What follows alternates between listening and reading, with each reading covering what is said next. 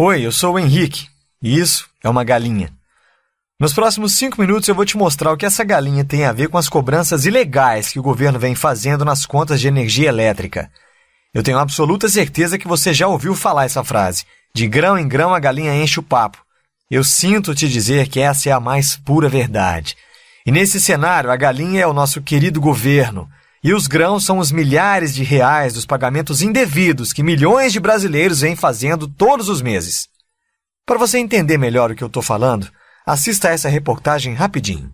Tem imposto sendo cobrado a mais na conta de luz que a gente paga e tem morador da região que já ganhou a causa na justiça. Responde aí, quando você recebe qualquer conta na sua casa, você costuma analisar as tarifas e impostos que são cobrados? Só vejo o valor e pago só. Como eu não entendo, eu moro sozinho, não entendo muito, então passa despercebido, eu pago e pronto. Pois é, ninguém vê, nem reclama e o dinheiro vai embora. Mas o prejuízo está saindo do seu bolso. Nas contas de luz, o governo está cobrando o Imposto de Circulação de Mercadorias e Serviços, o ICMS, de praticamente tudo, quando por lei só poderia cobrar do consumo. A lei é clara em dizer que só existe a cobrança do ICMS quando nós falamos sobre tarifa de consumo. Por conta desse fato, existe essa diferença aí variável em torno de 12% a mais ou menos 30% da conta, dependendo da situação tarifária, no que se refere a esse erro em favor do Estado. Vamos usar esta conta como exemplo e arredondar os valores para facilitar. A fatura é de quase R$1.000. O ICMS cobrado aqui incluiu, além do consumo, outros valores, como a tarifa de uso do sistema de transmissão, que costuma ser o segundo valor mais caro da conta. Para resumir, o ICMS cobrado nesta conta foi de R$243. Mas, pelo cálculo do advogado, não era para chegar nos 100. Ele explica que o cálculo deveria ser feito apenas em cima do consumo, que neste caso foi de R$350. Isso daria uma diferença de quase R$150 na conta. Foi por isso que a empresária Regina entrou com a ação na justiça em maio e agora saiu o resultado em primeira instância. Regina já pensa em entrar com a mesma ação para a conta de luz do comércio dela. É uma coisa assim que é nossa por direito, então a gente não está tirando de ninguém. Então eu acho que isso é que vale a pena, a gente tem que lutar por aquilo que a gente acredita, né?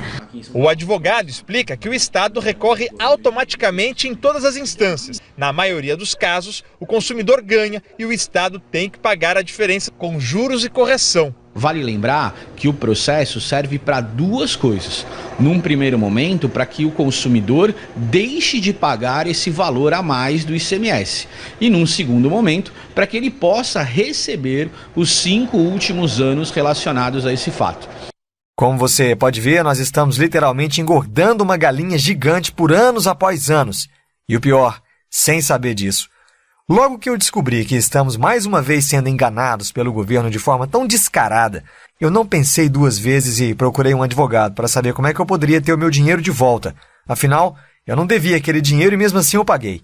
A boa notícia é que eu poderia pedir na justiça a restituição dos valores que eu paguei indevidamente nos últimos 5 anos e seria restituído com correção monetária. Ou seja, o governo teria que me devolver tudo. A má notícia é que eu teria que pagar entre 25% a 30% do valor da restituição para o advogado entrar com a minha ação. Eu te confesso que eu não fiquei feliz com isso, não. Afinal, eu já tinha sido enganado, paguei uma conta que não devia e para receber o meu dinheiro de volta, ainda por cima eu teria que pagar uma boa parte para um advogado. Achei muito injusto isso. Bom, o advogado não tem culpa disso, né? Afinal, é o trabalho dele. Mas eu decidi estudar mais sobre o assunto antes de assinar um contrato que me faria perder de 25% a 30% do meu dinheiro. O fato é que eu tinha descoberto essa informação e todos ao meu redor não sabiam disso. Então eu comecei a falar para todo mundo sobre esse direito, para alertar.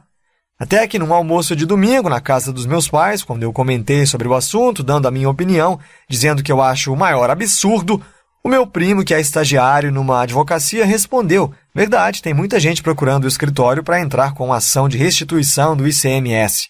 Ele contou um pouco sobre o processo e vagamente como eles faziam tudo isso lá. Logo após o almoço eu não aguentei e chamei ele para conversar na varanda da casa. Foi quando eu enchi ele de perguntas sobre como era exatamente o processo que teria que ser feito. Enfim, eu queria saber literalmente de tudo. E ele foi me explicando como eram os procedimentos, como faziam no escritório que ele trabalhava, até que ele me falou algo que me deixou com uma pulguinha atrás da orelha. Ele literalmente me falou com essas exatas palavras: se você quiser, eu junto a documentação e dou entrada na ação para você. Na mesma hora eu questionei e falei: você não pode, você não é advogado ainda. E foi aí que ele me respondeu: e quem disse que precisa ser um advogado para entrar com essa ação? Qualquer pessoa pode entrar com a ação. Basta ter os documentos e formulários corretos e seguir um passo a passo simples.